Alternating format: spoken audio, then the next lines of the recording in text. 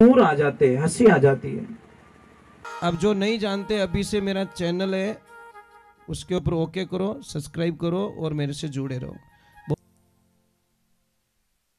अखंड मंडलाकार ब्रह्मांड नायक श्री हरि नारायण भगवान के चरणों में दंडवत प्रणाम।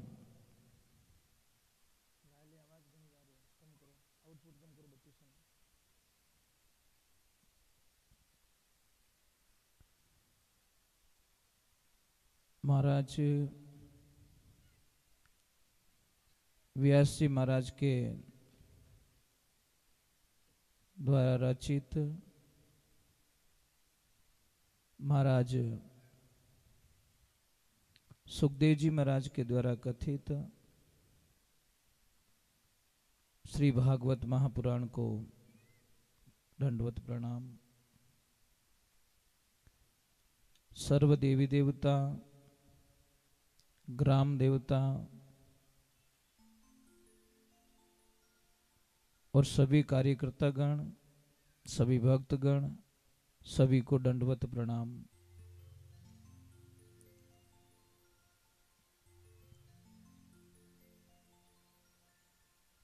हमने कल भागवत जी को परीक्षित जी महाराज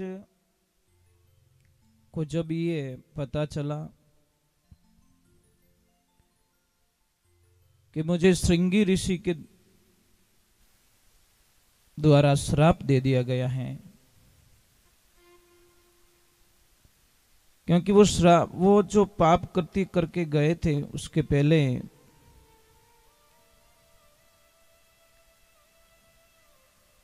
उनको पता चल गया। आपको पता है कि जब कोई आदमी गलती करता है उस समय शायद उसको आभास नहीं होता, परंतु थोड़ी देर बाद में या वो जगह छोड़ने के बाद में उसको थोड़ा अलग फीलिंग होता है कि नहीं, कुछ तो मैंने गड़बड़ किया, कुछ तो गलत कर दिया मैंने। तो महाराज परीक्षित जी को भी जब राजमहल में गए और जो मुकुट पहना हुआ था वो जैसे ही नीचे उतारा, उनको बड़ी अटपटा लगा कि हे भगवान, हे नारायण, मैंने ये क्या कर दिया? मैंने एक महान ऋषि का अपमान कर दिया। वो उनको अपनी गलती स्वीकार करने के लिए, उनको मनाने के लिए, उनका आदर करने के लिए कुछ तैयारियां कर रहे थे कि मैं इतना सोना लेके जाऊंगा, इतने हीरे लेके जाऊंगा, इतने सुविधाएं लेके जाऊंगा और महाराज जी को मैं भेंट चढ़ा दूंगा, उसके बाद मैं क्षमा याचना मांगकर मेरी गलती का प्रायश्चित कर लूंगा। इतने में समाचार आ ही गए कि महाराज आपको श्राप लग चुका है कि आप 7 दिन में आपको तक्षक आएगा और वो डसेगा और आपकी मृत्यु हो जाएगी। एक तरफ उसको दुर्भाग्य मान रहे हैं और एक तरफ भाग्य मान रहे हैं। भाग्य क्या मान रहे हैं कि मैं बड़ा नसीब वाला हूं कि मुझे सजा मिली, और गलती करने वाला उसका प्रायश्चित यही है कि वो भगवान से कहे, प्रभु मुझे सजा दो, मुझे छोड़ो मत, अगर अब छोड़ दिया तो मैं और कोई गलती करूंगा, मुझे छोड़िए मत। और आप लोगों ने, शायद सब लोगों ने वो कहानी सुनी होगी कि एक लड़का बालपने में स्कूल जाता है और वो किसी की पेंसिल चुरा देता है, और पेंसिल चुरा के जब माँ के पास में ले जाके देता है कि माँ, मैंने आज किसी लड़के के बैग में से पेंसिल चुरा दी है। माँ ने कहा, बेटा किसको पता तो नहीं है? कि नहीं माँ, मैंने बड़े होशियारी से चोरी करके लाया। क्या शाबाश बेटा शाबाश, किसको पता नहीं चलना चाहिए। बच्चे को बड़ी एनर्जी मिली, बड़ा बैलेंस मिल गया उसको। 4-5 दिन हुए, उसने पेंसिल की जगह पूरा स्टो बॉक्स ही चुरा दिया। ले गया माँ के पास, मेरे माँ को बोला माँ आज तो कुछ थोड़ा सा बड़ा किया मैंने। बेटा पता नहीं चलना चाहिए दूसरों में घनी हमेटो।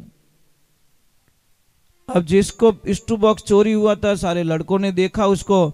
उसकी माँ उसके पास में जाके बोलती तेरे बच्चे ने आज मेरे बच्चे का वो बॉक्स चुरा दिया है। उसने बोला कि तू जानती है मुझे, मैं कौन हूं? आज तो नाम लिया, आइंदे के साथ में नाम लिया ना तो मेरा नाम फलानी है, ध्यान रखना। नाम मत लेना मेरे बच्चे को। और बच्चे को और एनर्जी मिल गई। वाह भाई, मेरी माँ बहुत अच्छी, मेरी माँ रक्षक है। कुछ टाइम बीतता है, थोड़ा वो बड़ा काम करता है, स्कूल का टाइम पूरा हो जाता। तो एक दिन उसने राजा के दरबार में चोरी कर ली महाराज। पकड़ा गया। राजन ने बोला एक काम कीजिए,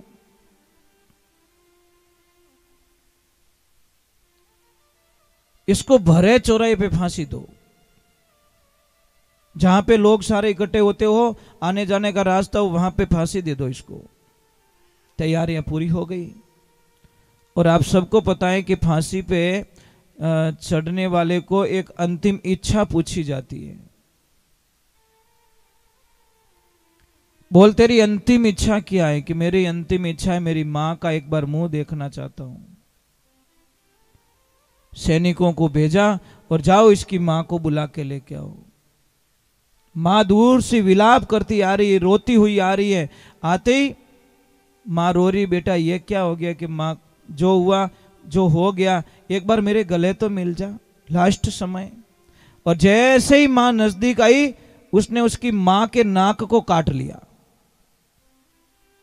मतलब डाचू भर दियो नाक रे, नाक खाई गो। राजा ने बोला ये क्या कर दिया तूने? कि राजन यहां तक पहुंचाने की, आज फांसी के ऊपर पहुंचाऊं मैं, ये सब मेरी मां की भूमिका है। इसने मेरे पहले दिन जब मैंने पेंसिल चुराई थी, उसी दिन अगर मुझे थप्पड़ जड़ दिया होगा, कुछ सजा दी होती, तो शायद मैं आज फांसी के फंदे पे नहीं चलता। तो एक बात ध्यान रखिए, अपने बच्चों की पक्ष में खड़े मत रहिए आप, सत्य के साथ में खड़े रहिए। सत्य क्या जान तो लीजिए पहले। अपना बच्चा कभी गलत नहीं लगता किसी को। नहीं, मारो बेटो ताड़ो वे ही नहीं सके, 8 आंखों ने थारो बेटो ही घोटालो करियो सब। इसलिए अपने बच्चों के पक्ष में मत रहिए, पहले जानकारी लीजिए पूरी।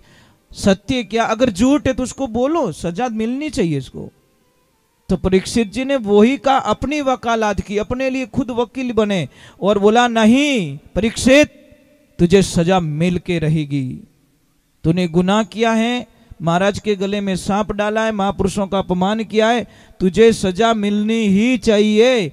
इसीलिए खुश हो रहे थे कि मैं बड़ा सौभाग्यशाली हूं कि मुझे सजा मिल रही है। पर एक तरफ थोड़ा दुख भी हुआ कि सिंगी ऋषि को ऐसा श्राप नहीं देना चाहिए था, कुछ सजा दे देते। और पर देखिए जो कुछ होता है अच्छे के लिए होता है। अब सारा वृत्तांत पता चल ही गया तो तैयारी जरूरी है, तैयारी तो करनी चाहिए ना। हमको पता चल जाए कि फलाने दिन आपके बेटे या बेटी की शादी है, तो तैयारी करोगे कि नहीं करोगे? क्या यूं क्या होगा ब्याह वे जदी देखी जाए, आगे दिन कर ले सब तैयारी? नहीं नहीं नहीं नहीं, सारी तैयारियां पहले कर देते। तो अब महाराज परीक्षित जी ने बोला कि बस दिन तो सिर्फ 7 है, अब तैयारी मुझे कर लेनी चाहिए मेरी मृत्यु से मिलने के लिए। भगवान के भक्त में यही फर्क होता है। अज्ञानी लोग मौत से डरते हैं और ज्ञानी लोग मौत से डरते नहीं, क्योंकि उनको पता चल गया है कि हम बैठे कहाँ हैं, बैठे किस भूमि पे बैठे। हम बैठे मृत्यु लोक में, मतलब यहां पे मरना निश्चित है, कंफर्म है, इसमें कोई शंका नहीं है। आप सब प्रकार के मुहूर्त निकलवाते महाराज जी। पंडित जी के पास में जाते हैं और पंडित जी को पूछते हैं, महाराज जी देखो मारो बेटो कमाईन दे कि नहीं दे, इन्हें सगाई रे कि नहीं रही, और खेत में फसल रे कि नहीं रही, वो व्यापार करूँ तो की कर रही, इन्हें नौकरी लागे लाग नहीं लागेला, मोरे दोनों जोड़ा जमे लाग नहीं जमेला, मोने कहनो बेर है। ये सारे मुहूर्त पूछते हो, पर एक मुहूर्त कभी नहीं पूछते साहब कि महाराज देखो टीपणा मन लिखियोड़ो है कि नहीं हमारी राशि माते कि मैं मरूला कि नहीं मरूला। वो पूछो कि नहीं मुहूर्त? क्यों नहीं पूछते? पूछना चाहिए। ये तो मुहूर्त आपको भी पता है, इसमें क्या पूछना? आया हूं तो जाऊंगा, मरना तो निश्चित है, पर जाएंगे कब ये पता नहीं चलता साहब। एक बात का ध्यान रखना, कई लोग जन्म कुंडली बनवाते हैं, हम तो ये कहते जन्म कुंडली नहीं बनवानी चाहिए। समझ में आ रही नहीं क्यों नहीं बनानी चाहिए? मैं आपको एक राज की बात बताता हूं। समझ लीजिए जन्म कुंडली में लिखा है कि इसके भाई लिख दिया, भाई 23वीं साल में इसके योग में कुछ एक्सीडेंट लिखा है, तो आप तो 23 साल पहले ही मरना शुरू कर दिया आपने। 23 साल पता नहीं कब आएगा, तब तक तो आपकी बहुत है एनी टाइम। ए बेटा बाइक धीरे चली, थारी कुंडली में लिखी उड़ो है। ए बेटा वो कर जे थारे अटे लिखी उड़ो है। ए बेटा यूं मत कर जे थारे अटे लिखी उड़ो है। आप तो पहले ही मरना शुरू कर दिया। बात कब बीतेगी पता नहीं, बीतेगी कि नहीं बीतेगी, पर उनमें लिखी उड़ो है। पछे कहे थारो ब्याह रहे तुम 3 साल बाद में थोड़े दोनों अलग रह जाओ, कटा होवेला कि नहीं होवेला, पर वो जन्म कुंडली रो सारो ले रे कटा लिखी उड़ो, क्योंकि मैंने पसंद नहीं आई तो डायरेक्ट बता दी, मैं पहले इसकी मार लिखी उड़ो टे मारता जजी को नहीं, उसका सहारा ले लिया। तो क्या करोगे आप लोग? हाँ पूछना चाहिए पर आप लिखो मत कि नहीं भाई नामकरण कहीं है, नामकरण कर लो, बस बात खत्म कर दो। जन्म कुंडली तो मां सीता की और राम जी की भी बनाई थी, 36 के 36 गुण मिल रहे थे। फिर मां सीता को बच्चों को वनवास में जन्म क्यों देना पड़ा, वन में जन्म क्यों देना पड़ा? इसलिए समय का खेल निराला भाई, समय का खेल निराला, और समय के आगे झुकना पड़े चाहे कितना बड़ा बलवाना। विधि का जो विधान कोई दुनिया में बदल नहीं सकता, कोई नहीं बदल सकता। महाराज एक बात ध्यान रखना, जिस बच्चे का जन्म नेचुरल जन्म हुआ है उस बच्चे के ऊपर कुछ जन्म कुंडलियां काम करती हैं, और जिस बच्चे को ऑपरेशन के माध्यम से जन्म दिया उसके ऊपर कुंडली कभी काम नहीं करती, जन्म पत्री काम ही नहीं करती। तो उसके लिए काम करती नहीं मानने के लिए। मुझे एक बात समझ में ही नहीं आई अभी तक, अपनो देश बड़ो निरालो है, हम सब निराले हैं। कहा ट्रैफिक की लाइट लगी लाल, अटी देखिए पुलिस वाले नहीं, इधर देखा ट्रैफिक वाले नहीं है, निकल गो। लाइट कौन सी लगी? लाल। थोड़ी सी आगे गई मिनकी मिल गई, आडी फिर गई, वो बड़ी सुपर है। बोलो लाल सिंगल से नहीं रुका, पर मिनकी आडी फिर गई, वो बटी। अरे कहीं रियो भाई, अरे कि मरा साकईज मत कर, मिनकी रस्तो काट लियो। अरे थारी बोली रे उठे लाल निशान है तो निकल गो बिना परवाह, और अटे मतलब हम लोग कई तरीके से फंसे हुए हैं। कर्म प्रधान होता है, कर्म को कोई बदल नहीं सकता।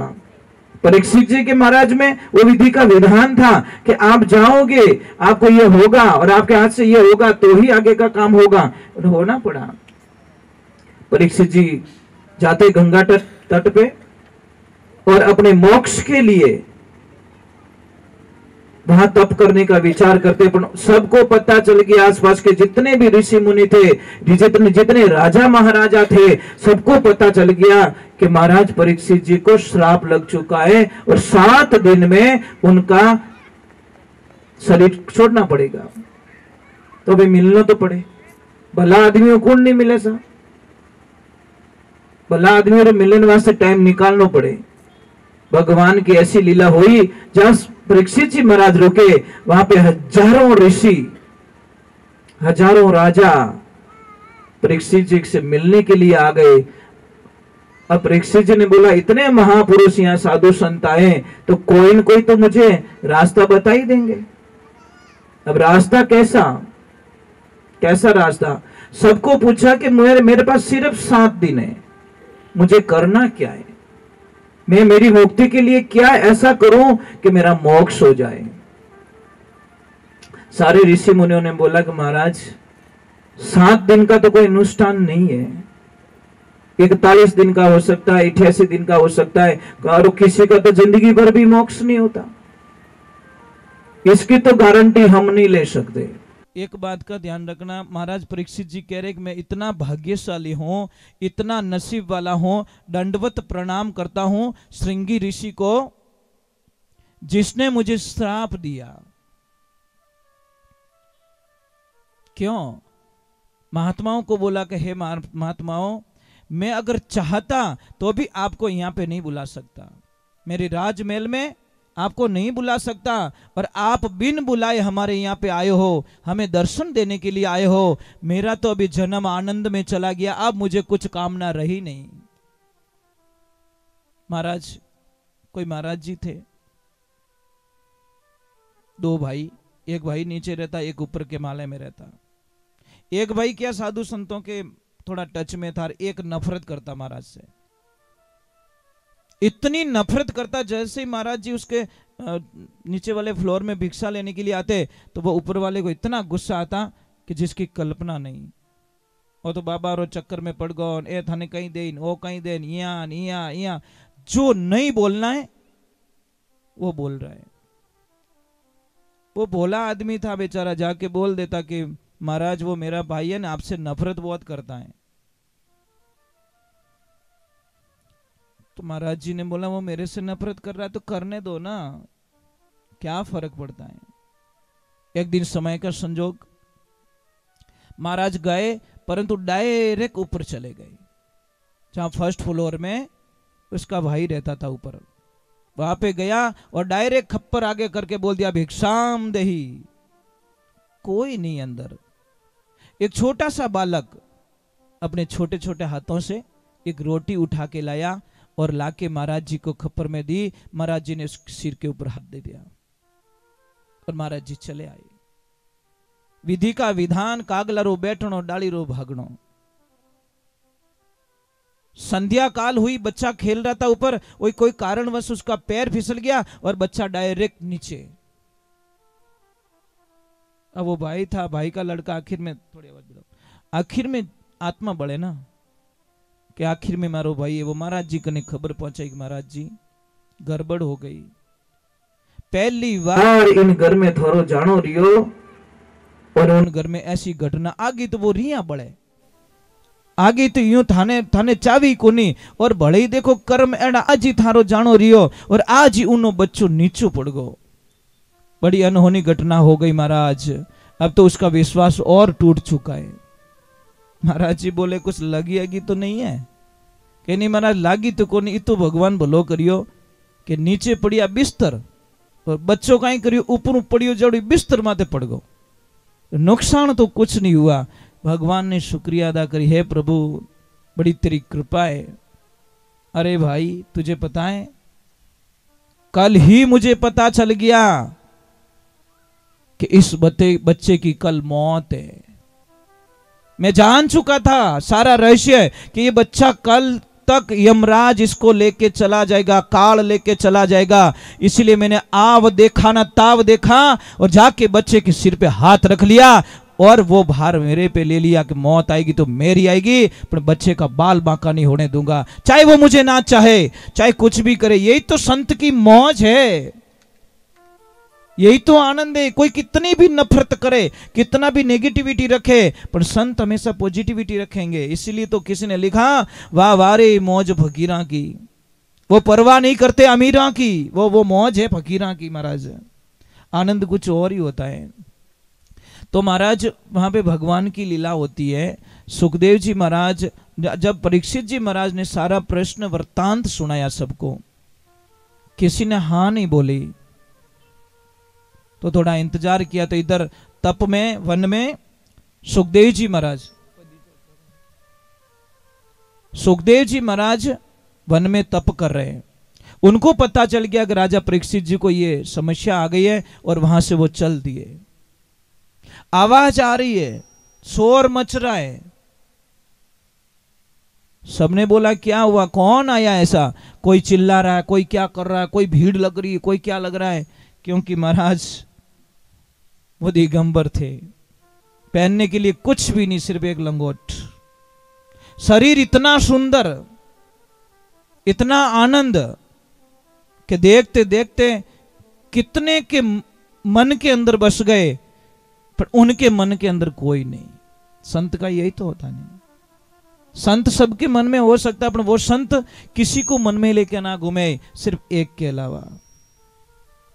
उनको तो कुछ नहीं, कोई उनको क्या कह रहा है, कोई क्या कह रहा है, कोई क्या कह रहा है। जैसे ही सुखदेव जी महाराज आए, सारे संत ऋषियों ने हाथ जोड़कर प्रणाम किया। उन्होंने बोला कि प्रणाम का वदावा का कोई टाइम नहीं है, समय मत बिगाड़ो, कोई आसन की अपना। और प्रश्न पूछा कि महाराज मुझे मोक्ष चाहिए। उन्होंने आव देखा न ताव देखा, आसन बिछाया और डायरेक्ट बैठ गए, समय की बर्बादी नहीं। महाराज ने प्रश्न किया कि मुझे 7 दिन में मुक्ति हो जाए, क्या करना चाहिए। महाराज एक बात का ध्यान रखना,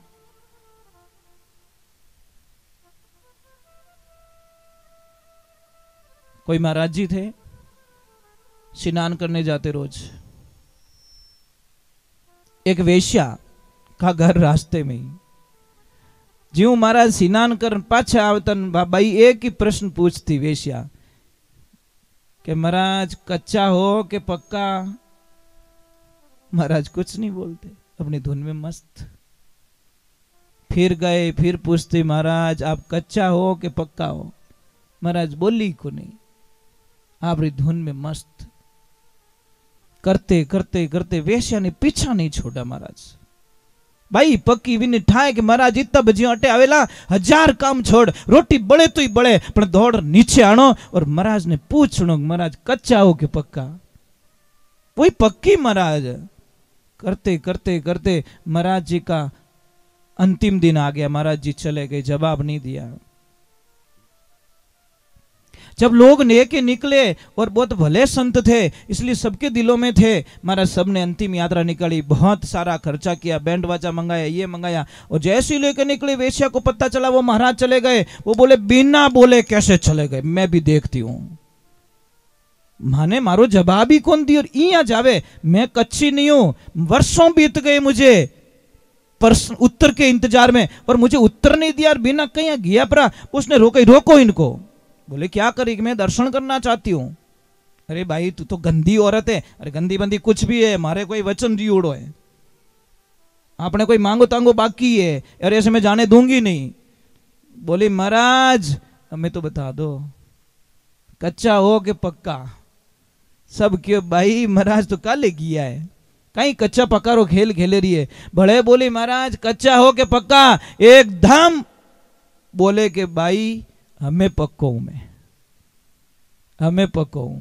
क्योंकि जब तक जी रहा था तब तक तो मुझे थोड़ी शंका थी कि क्योंकि कदी कदी अच्छो ड्राइवर महाराज भजीड़ मेल दे, नहीं कहे कि 50 साल रे माने एड़ो हैवी ड्राइवर है, इन्हें हाथों कदी एक्सीडेंट नहीं रियोड़ो और उणूज भजेड़ लगी जाए। इसलिए ये मत सोचो कि मेरी उम्र 70 साल की हो गई, अब मेरे से गलती नहीं होगी। गलती का अगर मौका दोगे साहब तो गलती हो जाएगी। आप चांस वो मत देखिए कि, क्योंकि गलती में उम्र नहीं देखी जाती। आप गलतियों से बच के रहना सीख सकते हो। कमल होता है ना साहब, कमल कीचड़ में रहता, अपने कीचड़ को टच नहीं होने देता। हम संसार में रहे तो परीक्षित जी महाराज को सुखदेव जी महाराज ने बोला विरक्ति करो। विरक्ति क्या, मोह माया, सबको कनेक्शन खत्म करो। कि कैसे करो, तो महाराज जी तो देखो संत लोग तर्क से समझाते। कभी भी एक नारियल मंगाया, ये पानी वाला, और पानी वाला नारियल मंगा के बोला कि इसको तोड़ो, परंतु शर्त ये है कि ये नारियल अंदर से नहीं टूटना चाहिए, खाली बाहर बाहर का खोलिया निकालो। ऐसे हिलाया तो वो तो पानी। बोले महाराज ये तो नहीं हो सकता। कि क्यों, कि वो तो चिपियोड़ो ही ने, ये नारियल चिपका हुआ है, अगर बाहर की कवर को तोड़ूंगा तो अंदर का कवर जरूर टूटेगा, और ये नहीं हो सकता। कि क्यों नहीं हो सकता, कि वो इन हाल टच में है। तो महाराज ने बोला कुछ और उपाय, तो मंगाया सूखा नारियल, जो ऐसे बजाए तो अंदर खाली नारियल बज रहा था, पानी नहीं बज रहा था। महाराज बोला अब इसको तोड़ सकता हूं, तो बोला कि इस नारियल जैसे हो जाओ। रहो नारियल में, टच मत रहो, तुम अकेले हो जाओगे। जब अकेले हो जाओगे तो इस खोखले को कोई तोड़ सकता है, तुमको कोई नहीं तोड़ सका, तुम बच जाओगे। परंतु तो अगर टच में हो तो आप भी साथ साथ में टूट जाओगे। ये बात अवश्य ध्यान रखे महाराज। राधे राधे। अगरबत्ती प्रभु वहीं करना मंदिर में। हाँ जी, यहाँ पे लगा सकते हो ऐसे।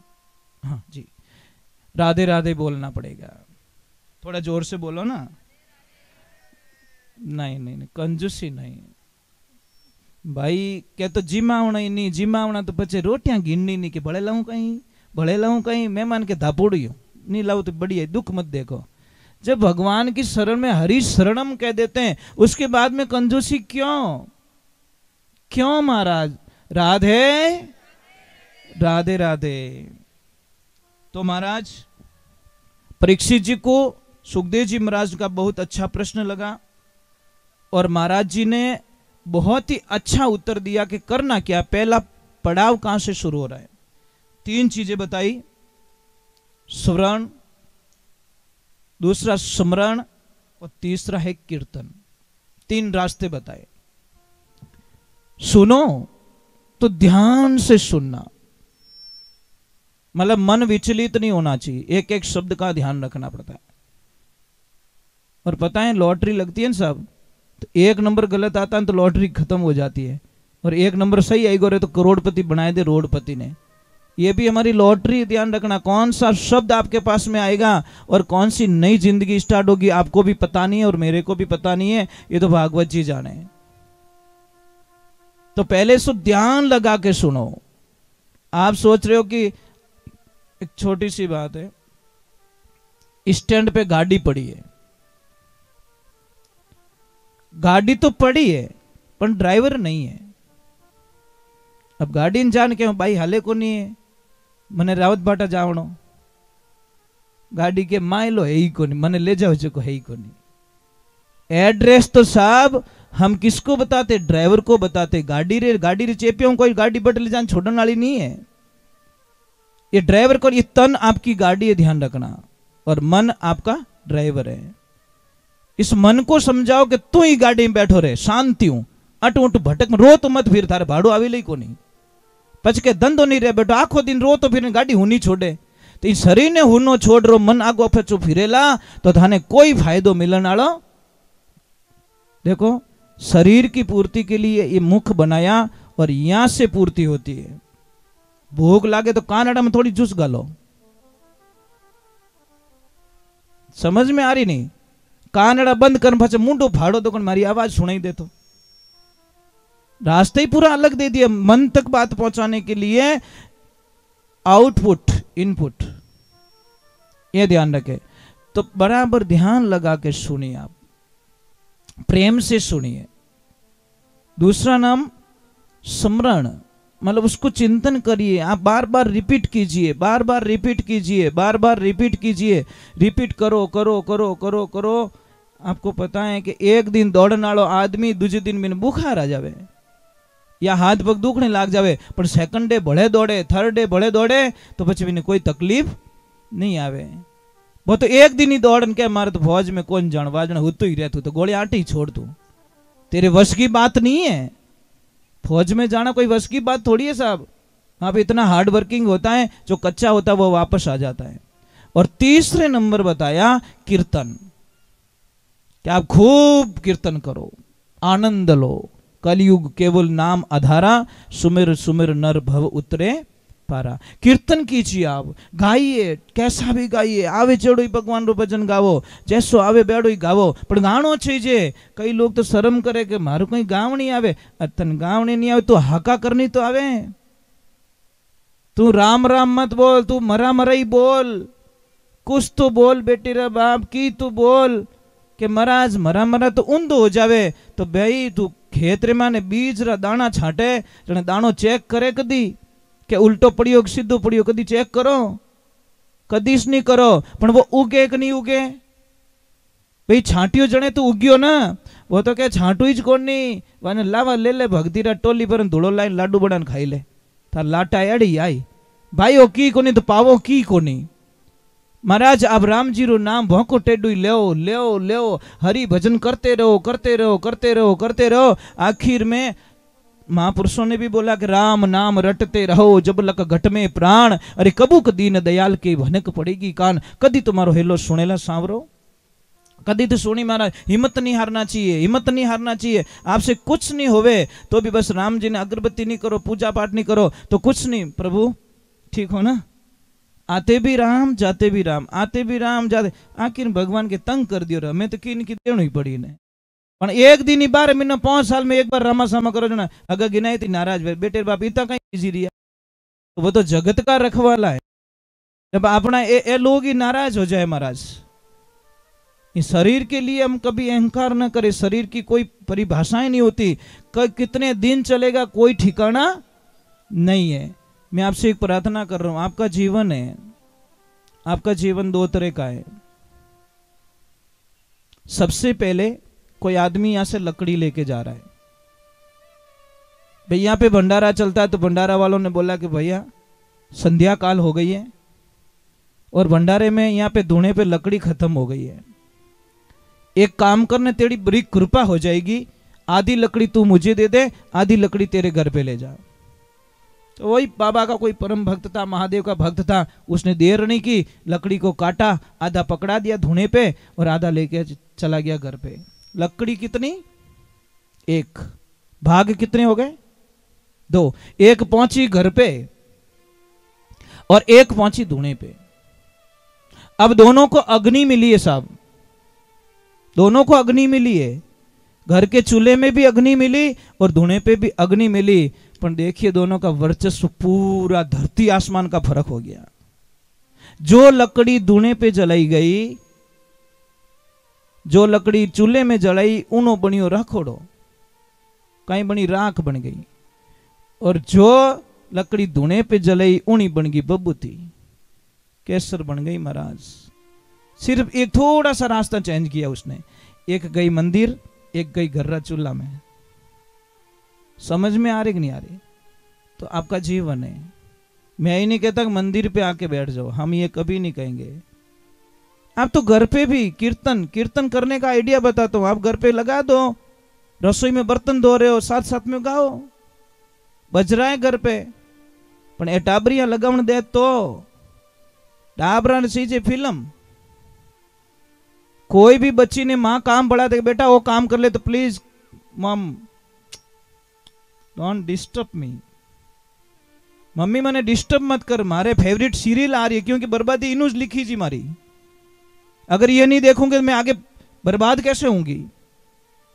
अरे बेटी रामायण देख लेती, तने कोई संस्कार मिलता, कोई भगवान का भजन सुन लेती, थारा विचार गंदा विचार नेगेटिविटी में पॉजिटिविटी में आ जाता।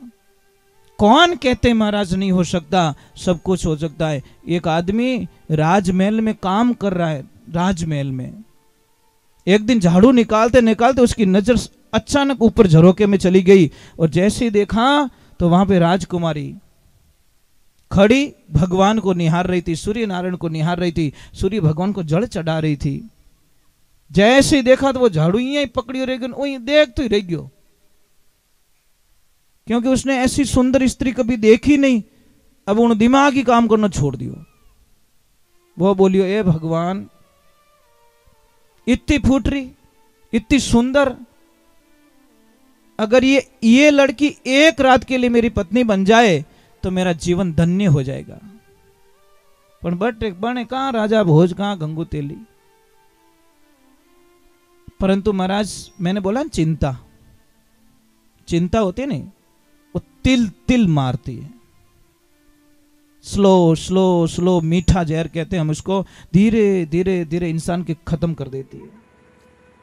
अब वो घर पे गया तो खाना नहीं खा रहा, नींद नहीं आ रही उसको, बात नहीं कर रहा ठीक से किसी से, सबके ऊपर गुस्सा गुस्सा चिड़ना। वहां पे भी अटू झाड़ू निकल जाए तो बटू निकली को नहीं, जटू काटो जटू नहीं काटे, जटू नहीं काटनो बटू झाड़ू काटे। उसके दिमाग में राजकुमारी। कुछ टाइम हुआ, देखो पत्नी होती ना साहब, आदमी की आंखों को देखकर पता कर देती है हमारा पति सुखी है कि दुखी है।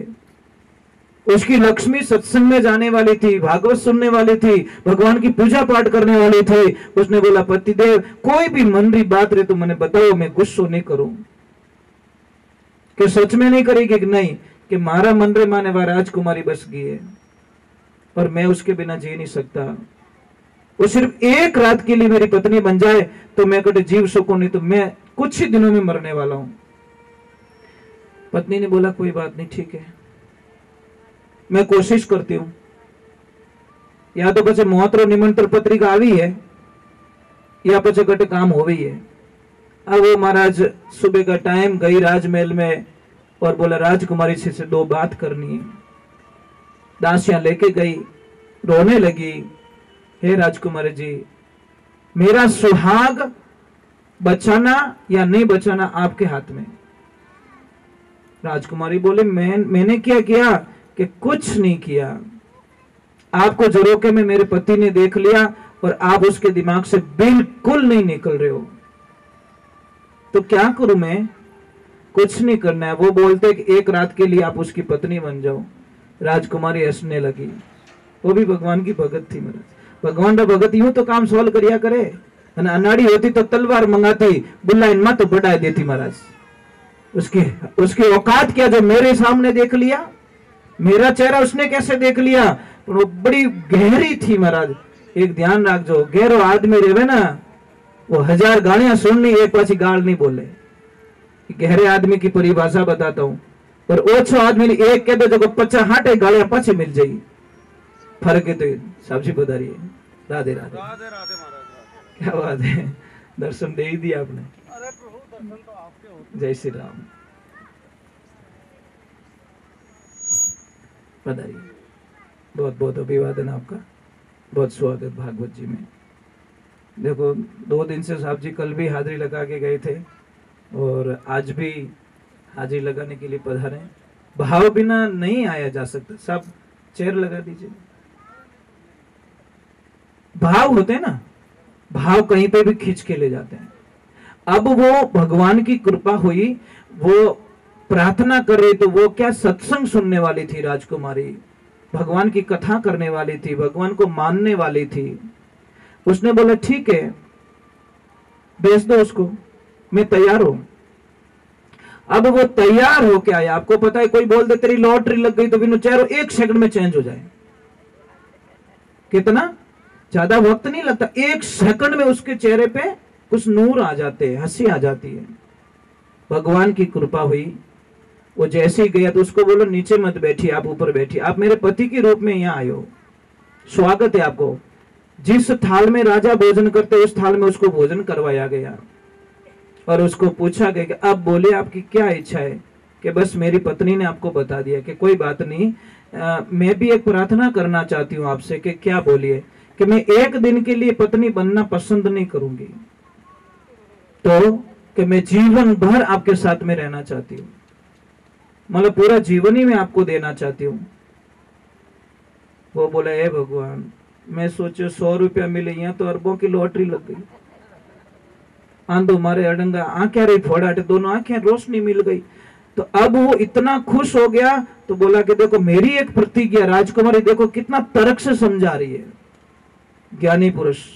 राजकुमारी ने बोला कोई बात नहीं, जिंदगी भर के लिए अपनी अर्धांगिनी बन जाऊंगी, पर मेरी एक शर्त है। वो बोले आप जो बोलोगे मैं करने के लिए तैयार हूं। कि आपको करना कुछ नहीं है, जंगल में मेरा इष्ट है शिव, मैं पूजा करने के लिए वहां जाती हूं और 41 दिन के लिए आपको शिव का अनुष्ठान करना है।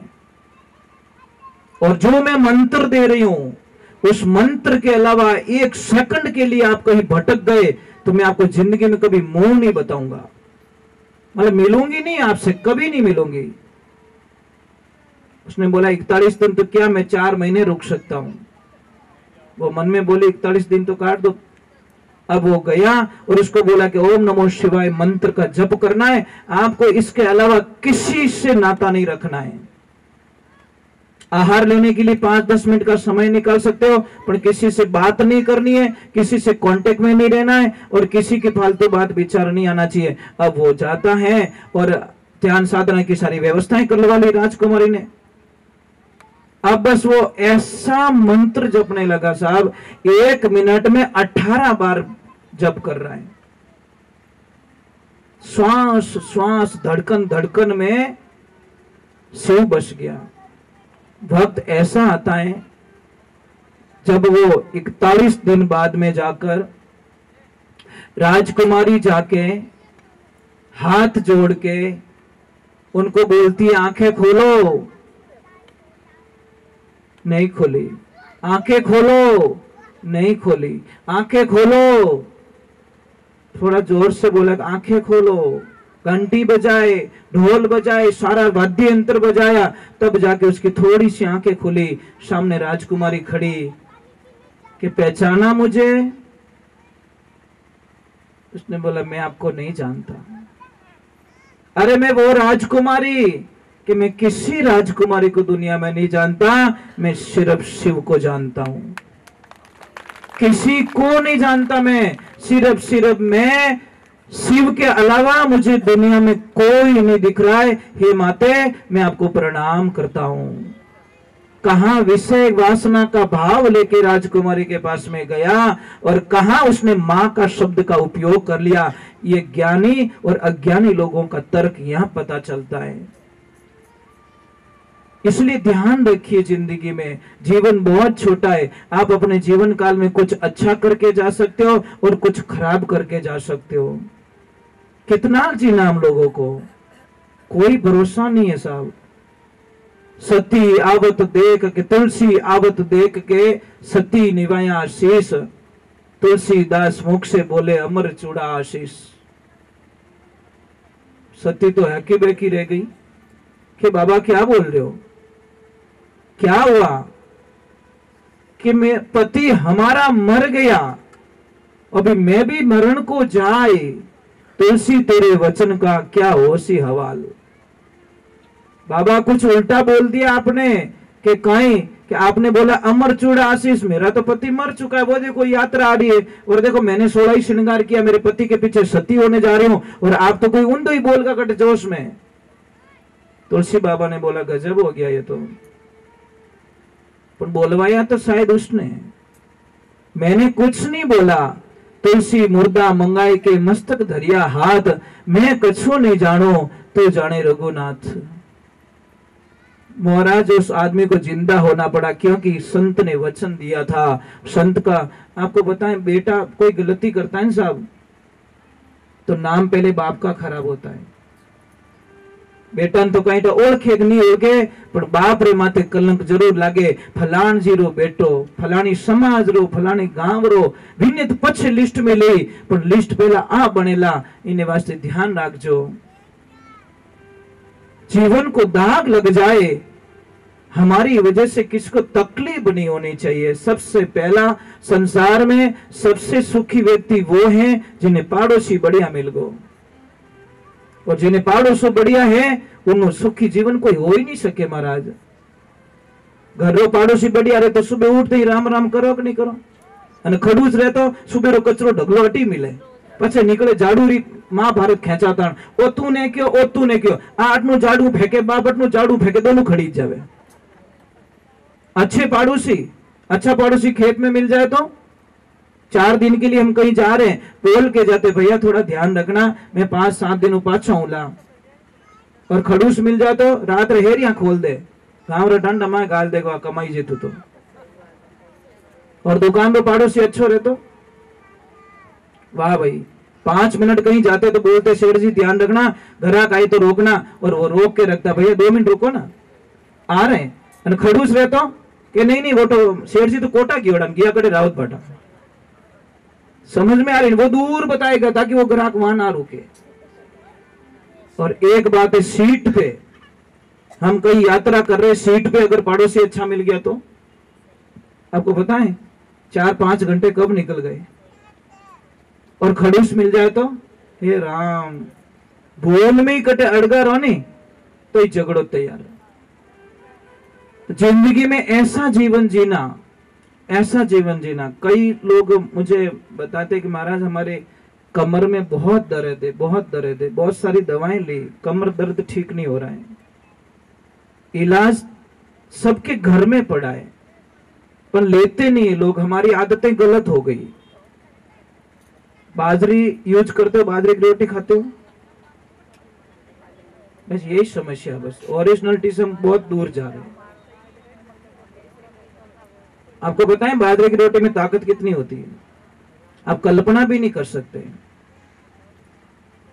बाजरे की रोटी बनाइए, उसको सेकना नहीं है पूरी, थोड़ी सी सेक दो उठा लो, थोड़ी सी सेक लो उठा दो, दोनों तरफ से खाली कवर बनना चाहिए, पकना नहीं चाहिए। और जहां पे भी आपका कमर दर्द हो रहा है किसी का भी, वहां पे उस बाजरे की रोटी को बांध दो। पहले टच करना बॉडी को भी, हाँ गर्म नहीं लग रही है, बराबर है। देखो आप कल्पना नहीं कर सकते कि 10-15 रुपए में हमारा कैसा इलाज हो रहा है।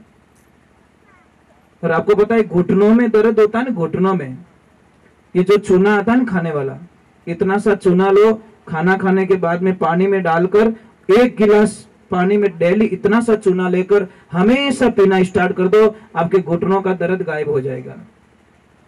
ये कोई मजाक नहीं है, आप प्रमाण कर लेना। किसी को कितना भी जॉइंट हो रहा है, कहीं दर्द हो रहा है, आप कोई तेल से मालिश मत करो, सिर्फ तिल के तेल से मालिश करो। और आपको विश्वास नहीं है, कल प्रयोग कर लेना। मेरी बात पे विश्वास बाद में करो, पहले प्रयोग करो। मैं बताऊं, 10 बर्तन ले लेना आप, मिट्टी का बर्तन लेना, पत्थर का बर्तन लेना, या पत्थर के बर्तन ले लेना 10, जिसमें अलग अलग तेल भर देना आप। कोई सरसों का तेल है, कोई किसका तेल है, कोई नारियल का तेल है, कोई किसका तेल है, ऐसे करके 10 बर्तन में एक में तिल का तेल डाल देना। सारे पत्थर के होने चाहिए।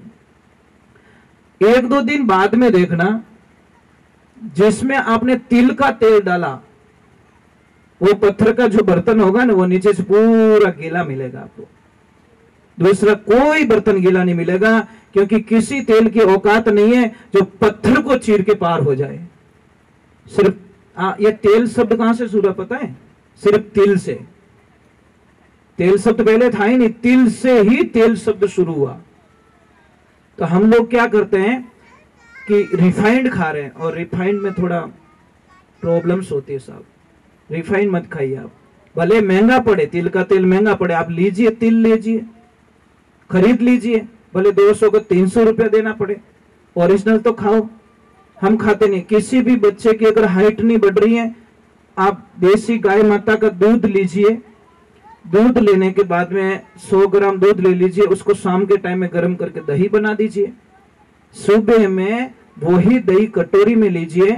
पर ये ध्यान रखें, लोहे के बर्तन में उबालना पड़ेगा दूध को। मैंने कल एल्यूमिनियम के लिए मना किया, मैंने समझ में आई नहीं, एल्यूमिनियम बर्तन यूज नहीं करोगे आप, क्योंकि वो मिलता नहीं है, तत्व नहीं मिलता उसको। लोहे के बर्तन में गर्म कर दो या मिट्टी के बर्तन में गर्म कर दो।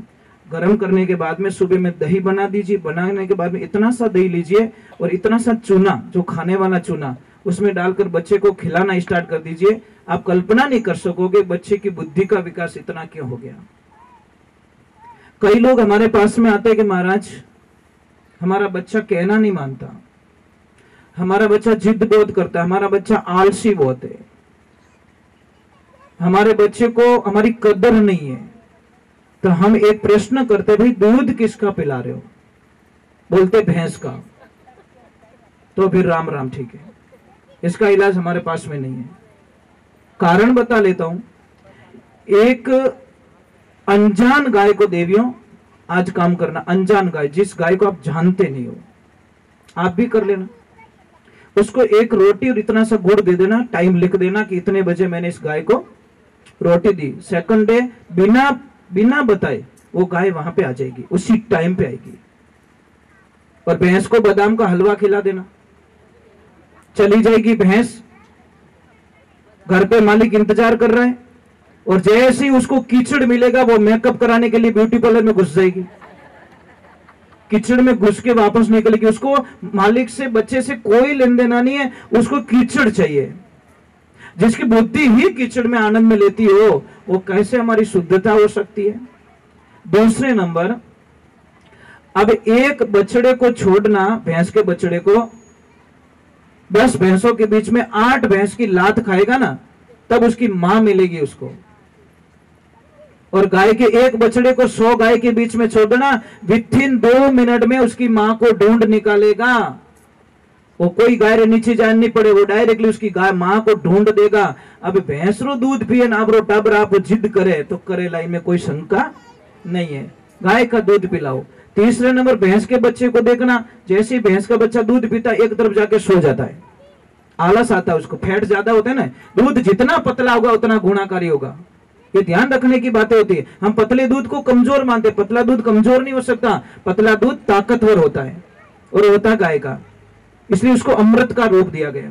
अब देखिए वो बछड़ा जाके सो जाएगा, पर गाय के बछड़े को देखिए जैसे ही दूध पिएगा अपना चेंज करेगा और पूंछ लो ऊंचो करी और भाग दौड़ स्टार्ट। ठीक साहब, धन्यवाद, बहुत बहुत साधुवाद आपको। पधारते रहिए, दर्शन दीजिए। आज तीसरा दिन तो हो गया, अभी 2-3 दिन के और मेहमान है हम लोग। जय श्री राम, जय श्री राम। तो ये गाय की महानता है महाराज, गाय का बछड़ा आलस नहीं करता। एक बात और बोल दूं आपको, जैसे कि गाय जिस दिन बच्चे को जन्म देती है ना, आज ही हमारे आश्रम पे गैया मैया ने बछड़े को जन्म दिया। आज अभी फोन आया था सुबह सुबह कि एक माँ ने बछड़े को जन्म दिया है। तो जहाँ पे बछड़े को जन्म देती नहीं, वहां की जो गीली मिट्टी होती है वो खराब नहीं है, वैसी पवित्र दुनिया में कोई हो नहीं सकती, पर उसको हम गंदी मान लेते हैं, दौड़ डाल देते हैं, उसको हटा देते हैं। जहां पे गाय बछड़े को जन्म देती है उस मिट्टी को उठाइए आप, गिली गिली मिट्टी को, और अपने घर पे जाके चौका दीजिए, देखो आपके कितनी समस्याएं खत्म हो जाएगी। आप कल्पना भी तो नहीं कर सकते। चलो भगवान के चरणों में, बोले शंकर भगवान की।